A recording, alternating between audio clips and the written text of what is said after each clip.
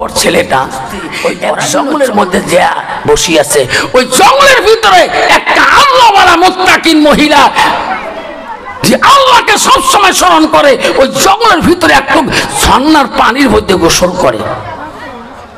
ওই মেয়েটা যখন গোসল করবে, আড়ালে কোনো মানুষ নাই, গোসল করা আগতে মেয়েটা ভাবলেন জঙ্গলে কোনো প্রাণী আছে নাকি। নজর করে দেখে একটা লম্পট বসে আছে ওই ছেলেটা। মেয়েটা ভাবলো, রে এই অরণ্য জঙ্গলে আমি গোসল করি, এই দেশের মানুষ কেউ জানে না এই ছেলের বাড়ি কোথায়। ছেলেটা তো যায় না, আমার প্রতি জল করে দেখতেছে, আমার তো গোসল দেওয়া যাবে না। কিন্তু বাবা, বর্তমান যুগের নারী জঙ্গলে গোসল না দিয়ে নদীর ঘাটে গোসল দিতে চায়। আল্লাহ, তোমার জায়গায় নাই, বাড়িতে এত আড়াল করা জায়গা, কুয়া জায়গা আছে, কলেবা ঢাকা আছে, তা না দিয়ে নদীর ঘাটে যা গোসল দেয়। আর বুঝল কি মজা, ক্ষত্রিবের পাং নদীর। ঠিক আছে, ঠিক। মেয়েটা গোসল দিতে পারে না।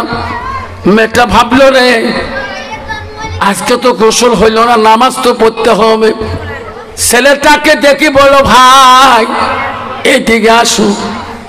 ছেলেটা মনে মনে কয়, আমি তো যাচ্ছি, কথা কব না, আমার বাবা ছিল বড় লোক, আমি তারে ছেলে বড় লোক, আমি মেয়েদের সাথে যাচ্ছি, কথা বলি না। মেয়েটা কইছে, ভাই এই জঙ্গলে তুমি আসলি কেন? এই জঙ্গলে তোমাকে কে খবর দিছে? কচ্ছে, না বোন, আমি একাই আছি। কেন? আমি তোমাকে ভালোবাসি। তো মেয়েটা বলছে, আমিও তোকে ভালোবাসি। আল্লাহ বলছেন, বান্দা বান্দাকে ভালোবাসা, আমি আল্লাহ তাকে ভালোবাসি। যখন সুবহানাল্লাহ, আমিও তো ভালোবাসি। ছেলেটা একটু গেরা হয়ে গেল। তাইলে ছেলেটা আস্তে আস্তে মেয়েটার বাড়ির দিকে আসেন। ছেলের মা বাড়ি যখন আসে, কত মেয়ের মা কোনো সন্দেহ করবে না। আমার মেয়ে মুত্তাকিন, আমার মেয়ে কোরআন তেলাওয়াত করে, আমার মেয়ে তাসবিহ তেলাওয়াত করে, আমার মেয়ে বেগানা পুরুষের কাছে গল্প করে না। এখন ছেলেটা বাড়িতে আছে, মা বাবা কোনো সন্দেহ করে না, নিশ্চয়ই এনার কোনো বান্ধবীর ভাই হতে পারে। ছেলেটাকে মেহমানদারি করে দিলেন, সুন্দর খানা পিনা করে দিলেন। রাসূল বলে দিয়েছেন, মেহমানকে মেহমানদারি করাটা সুন্নত। আস্তে করে মেহমানদারি করে বলে, ভাই তুমি চলিয়ে যাও। ছেলেটা চলিয়ে গেলেন। তারপরের দিন আবার ছেলেটা আসলেন। মেয়েটা ভাবলো, রে ইনি আজকে কেন আসলেন? কে আজকে? কে ভালোবাসি, আমিও তো ভালোবাসি।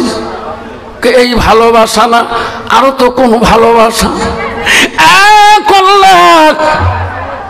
এই মুখ দিয়ে ভালোবাসা না, আমার দিল দিয়ে ভালোবাসতে হবে রে। বাড়ি থাকতে পারি না তোর রূপের জ্বালা।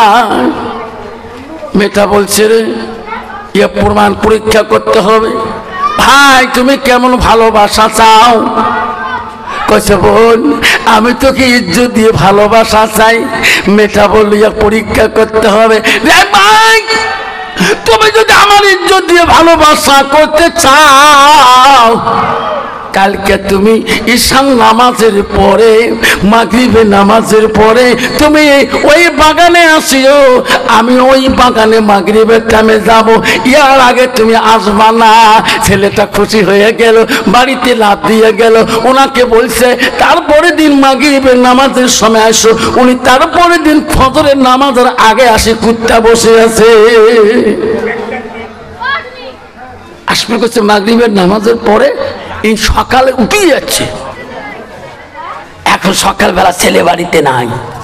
মা বলে, রে বাবা, একটা সন্তান আমার প্রতিদিন খানা কিনে পড়ার পরে বন্ধু বান্ধবের সাথে খেলাধুলা করতে যায়, আজকে সকাল থেকে নাই, কেউ কোথায়? মা রান্না বাড়া করলেন, চা পানি বানাইলেন, আবার রান্না বাড়া করলেন। বেলা উঠে গেলেন, হাইলে ছেলে নাই।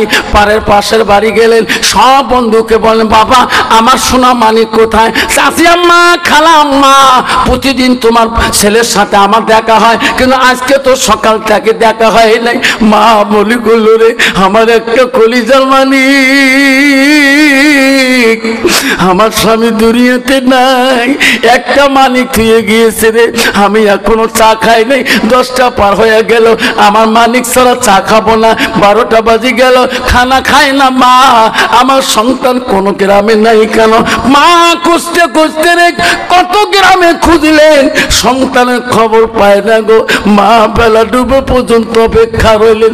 মা চিন্তা করলেন রে, আমার সন্তান আসে পর্যন্ত আমি রান্না করা খানা খাবো না গো, আমার একটা মানিক রে, আমার একটা ধনে রে, আমার সন্তান খানা খাবে, আমার সন্তান খুশি হলে আমি মা খুশি হয়ে যাব। কন্ত বাবা, এইরকম সন্তানের মা বর্তমান সমাজে আছে কি না? আছে না? কত আছে। যতক্ষণ সন্তান খাবে না অতক্ষণ মা বারবার তোমরা গেলেন কোথায়? বাবা ডাহান না, বাবা ডাহান না, ডাকি কিনা খাতুন, বাবা থামক, দাদা ঠিক না, ঠিক